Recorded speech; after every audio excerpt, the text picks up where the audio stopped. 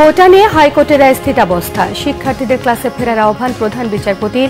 আন্দোলনের যৌক্তিকতা দেখছেন না অ্যাটর্নি জেনারেল। স্থায়ী সমাধান না হওয়া পর্যন্ত রাজপথ না ছাড়ার ঘোষণা কোটা বিরোধীদের। স্থবির ঢাকা। দেশ জুড়ে সড়ক রেলপথ অবরোধ, চরম ভোগান্তি। আন্দোলনকারীদের বিরুদ্ধে কঠোর হবে না পুলিশ। শিক্ষার্থীদের ধৈর্য ধরার আহ্বান ওবায়দুল কাদেরের। পরিকল্পিতভাবে ইস্যু তৈরির অভিযোগ রেজবির।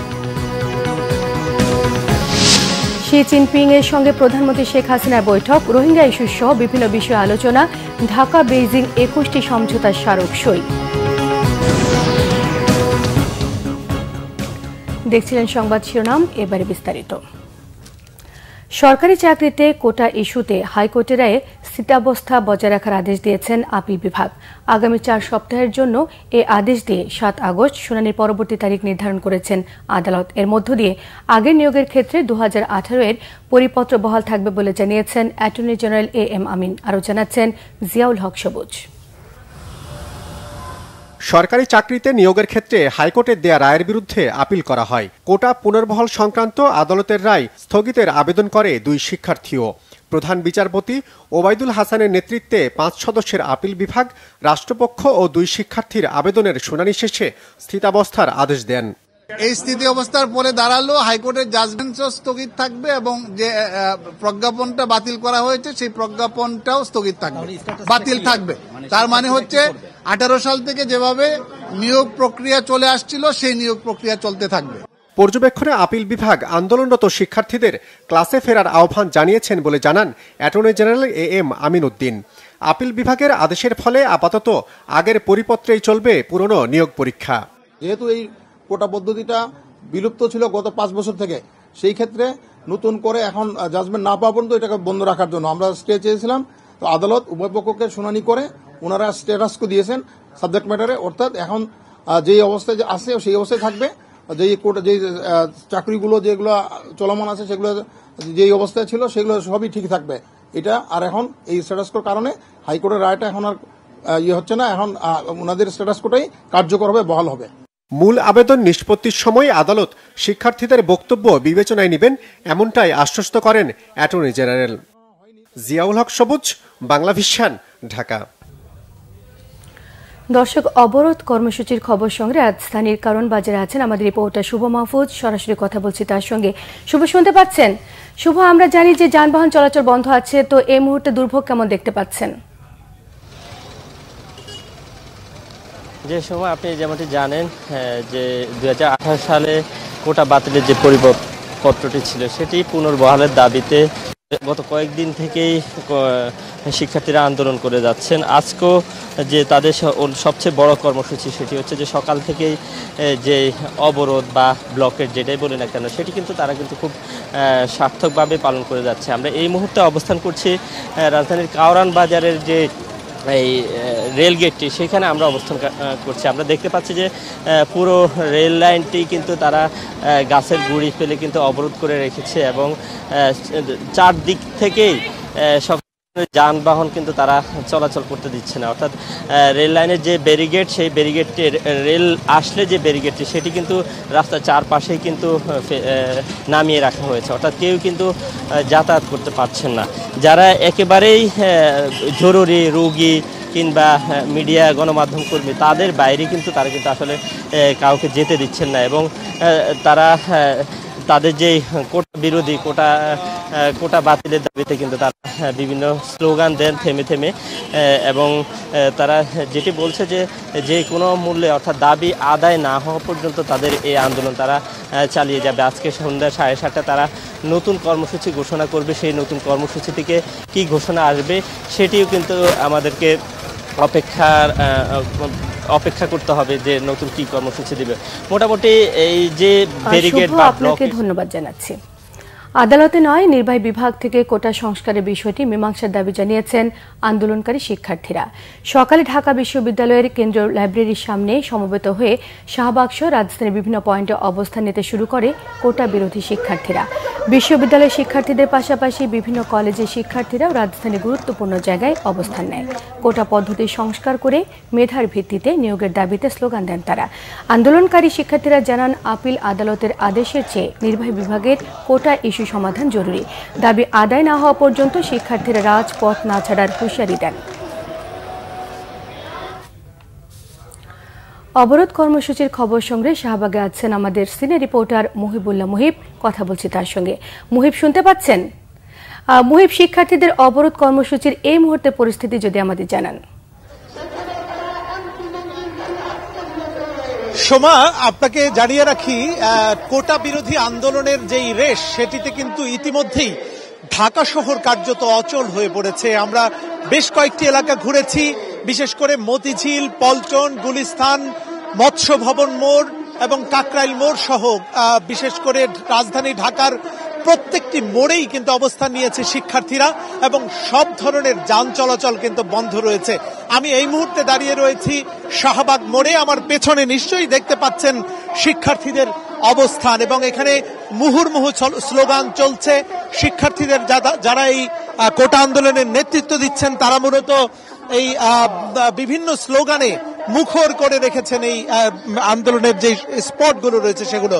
যদিও হাইকোর্ট থেকে যেটি রায় দেওয়া হয়েছিল সেটি স্থগিত করা হয়েছে সুপ্রিম কোর্ট থেকে, কিন্তু সেটিও কিন্তু মানছে না শিক্ষার্থীরা। তারা বলছেন যে এই আন্দোলনের মাধ্যমে কোটার বিষয়ে চূড়ান্ত নিষ্পত্তি হওয়ার পরেই মূলত তারা এই রাজপথ ছাড়বেন। আপনারা নিশ্চয়ই ইতিমধ্যেই জেনেছেন যে সন্ধ্যা 7টায় এই আন্দোলনের সার্বিক পরিস্থিতি নিয়ে সংবাদ সম্মেলন করার কথা রয়েছে শিক্ষার্থীদের। সেই সংবাদ সম্মেলন থেকেই মূলত পরবর্তী কর্মসূচি কি আসবে সেটি কিন্তু আমরা জানাতে পারবো দর্শকদের উদ্দেশ্যে। তবে একটি বিষয় বলে রাখি, ফাঁকা রাস্তা পেয়ে কিন্তু শিশু কিশোর বিশেষ করে রুটলেট যারা রয়েছে তারা কিন্তু খেলায় মেতেছে। একই সঙ্গে ঢাকা বিশ্ববিদ্যালয়ের শিক্ষার্থীরা সেই শৈশবের খেলায় মেতেছে। এখানে আমরা দেখেছি যে নানাভাবে এই আন্দোলনকে আরো বেশি প্রাণবন্ত। আপনাকে অসংখ্য ধন্যবাদ। সরকারি চাকরিতে কোটা সংস্কার এবং মেধাভিত্তিক নিয়োগের দাবিতে রাজধানীর বাইরেও সকাল সন্ধে অবরোধ কর্মসূচি এবং বিক্ষোভ করেছে বিভিন্ন বিশ্ববিদ্যালয় কলেজের শিক্ষার্থীরা। এক দফা দাবিতে ঢাকা আরিচা মহাসড়ক অবরোধ করেছে জাহাঙ্গীরনগর বিশ্ববিদ্যালয়ের শিক্ষার্থীরা। এতে মহাসড়কের উভয় পাশে কয়েক কিলোমিটার যানজটের সৃষ্টি হয়। এর আগে বিশ্ববিদ্যালয়ের কেন্দ্রীয় গ্রন্থাগারের সামনে থেকে একটি বিক্ষোভ মিছিল বিশ্ববিদ্যালয়ের বিভিন্ন সড়ক প্রদক্ষিণ করে বিশ্ববিদ্যালয়ের প্রধান ফটকে এসে জড়ো হয়।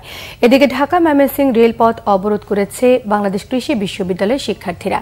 অপরদিকে একই দাবিতে ময়মনসিংহের টাউন হল মোড়ে রাজপথ অবরোধ করে আনন্দমোহন কলেজের শিক্ষার্থীরা। এই সময় ঢাকা থেকে জামালপুরগামী তিস্তা এক্সপ্রেস ট্রেনটি অবরোধ করে আন্দোলনরত শিক্ষার্থীরা। বৃষ্টি উপেক্ষা করে সিলেট সুনামগঞ্জ সড়ক অবরোধ করে বাংলা ব্লকেট করেছে শাহজালাল বিজ্ঞান ও প্রযুক্তি বিশ্ববিদ্যালয়ের শিক্ষার্থীরা। এ সময় মহাসড়ক অবরোধ করে বিভিন্ন স্লোগান দেন আন্দোলনকারীরা। কেন্দ্রীয় কর্মসূচির অংশ হিসেবে চট্টগ্রামে অবরোধ পালন করেছে শিক্ষার্থীরা। সকাল থেকে শাটল ট্রেনে করে আন্দোলনরত শিক্ষার্থীরা চট্টগ্রামের দেওয়ানহাট ওভার ব্রিজের নিচে ঢাকা চট্টগ্রাম রেলপথ অবরোধ করেন।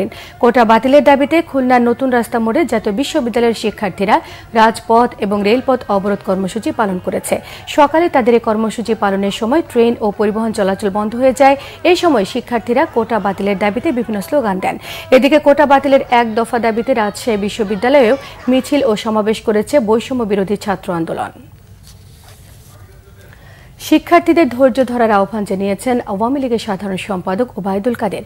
সর্বোচ্চ আদালতের প্রতি আস্থা রেখে যৌক্তিক রায়ের মধ্য দিয়ে সমস্যার গ্রহণযোগ্য সমাধানের আশা ব্যক্ত করেছেন তিনি। ধানমন্ডিতে এক সংবাদ সম্মেলনে তিনি এসব কথা বলেন। তিনি আরও জানান, সরকার তো কোটামুক্ত পদ্ধতির সিদ্ধান্তই নিয়েছিলেন, সরকার এখনও সেই অবস্থানেই আছেন। আন্দোলনরত বিশ্ববিদ্যালয়ের শিক্ষকদের সঙ্গে যোগাযোগ রয়েছে উল্লেখ করে অচিরেই সেই সমস্যারও সমাধানের আশাবাদ ব্যক্ত করেন তিনি। প্রধানমন্ত্রীর চীন সফর সম্পর্কে তিনি জানান, সকল কর্মসূচি সফলভাবে সম্পন্ন হয়েছে। বেইজিংয়ে রাত্রি যাপনের কথা থাকলেও প্রধানমন্ত্রী তা না করে আজ রাতেই দেশে চলে আসবেন বলে জানান ওবায়দুল কাদের। এদিকে সরকার ও আইন শৃঙ্খলা রক্ষাকারী বাহিনী শিক্ষার্থীদের বিরুদ্ধে নয় বলেছেন স্বরাষ্ট্রমন্ত্রী আসাদুজ্জামান খান। বলেন, শিক্ষার্থীদের বিরুদ্ধে কঠোর হবে না পুলিশ।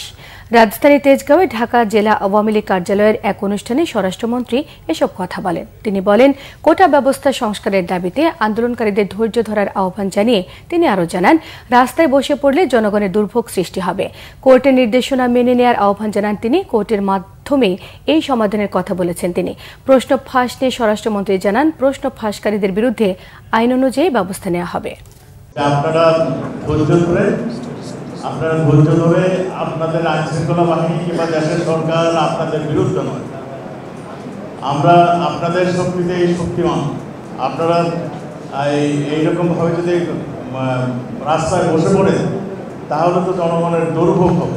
আমরা আইন শৃঙ্খলা বাহিনী তাদেরকে আপনারা দেখেছেন চরম ধৈর্যের সঙ্গে তাদের পাশে রয়েছে, যাতে কেউ আবার উস্কানি দিয়ে তাদেরকে অন্যদিকে ধাবিত না করতে পারে, সেইটা লক্ষ্য করছে আইন শৃঙ্খলা বাহিনী।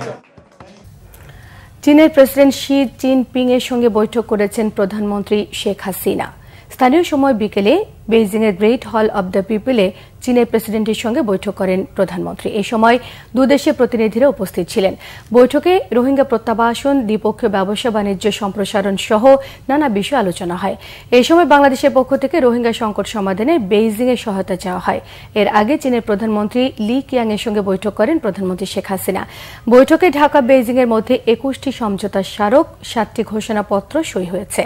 বেইজিং সময় সকাল 11টায় দেশটির প্রধানমন্ত্রীর কার্যালয়ে গ্রেট হলে পৌঁছলে প্রধানমন্ত্রী শেখ হাসিনাকে স্বাগত জানান চীনের প্রধানমন্ত্রী লি কিয়াং।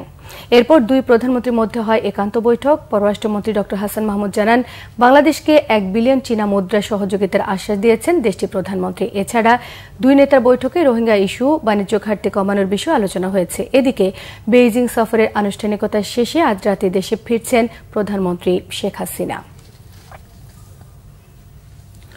বিএনপির সিনিয়র যুগ্ম মহাসচিব রুহুল কবির রিজভী আহমেদ অভিযোগ করেছেন, একের পর এক অপকর্ম এবং দুর্নীতি মহোৎসব থেকে জনগণের দৃষ্টি সরাতে পরিকল্পিতভাবে নানা ধরনের ঘটনা ঘটাচ্ছে সরকার। দুপুরে রামপুরার পূর্ব হাজারীপুরার একটি মাদ্রাসায় বিএনপি চেয়ারপারসন বেগম খালেদা জিয়ার সুস্থতা কামনায় দোয়া মাহফিলের আয়োজন করে মৎস্যজীবী দল। এ সময় বেগম খালেদা জিয়ার রোগ মুক্তি কামনায় দোয়া ও মোনাজাত করা হয়। এর আগে সংক্ষিপ্ত বক্তব্যে বিএনপির সিনিয়র যুগ্ম মহাসচিব অভিযোগ করেন, সরকার বেগম খালেদা জিয়াকে হত্যা ষড়যন্ত্র করছে। চিকিৎসকরা তাকে বিদেশে নেওয়ার সুপারিশ করলেও সরকার তাকে কর্ণপাত করছে না। তিনি বলেছেন, সীমান্তে হত্যা হলেও সরকার নিশ্চুপ। ভারতের স্বার্থে রেল করিডোর দিয়ে দেশের স্বার্থকে বিনষ্ট করছে সরকার। বাংলাদেশকে আন্তর্জাতিকভাবে বিপদের মধ্যে ফেলে দেওয়া হয়েছে বলে মন্তব্য করেছেন রুহুল কবির রিজভী আহমেদ। এই ছিল এখনকার মতো। পরের সংবাদ সন্ধ্যে 6টায়। 5টায় রয়েছে নিউজ টপ 10 দেখার আমন্ত্রণ রইল। এছাড়া বাংলাভিশন সংবাদ ও সংবাদ সংশ্লিষ্ট অনুষ্ঠান দেখতে ভিজিট করুন www.bbnews24.com, facebook.com/banglavishnnews, সাবস্ক্রাইবও করতে পারেন youtube.com/banglavishnnews। সঙ্গে থাকায় সবাইকে ধন্যবাদ।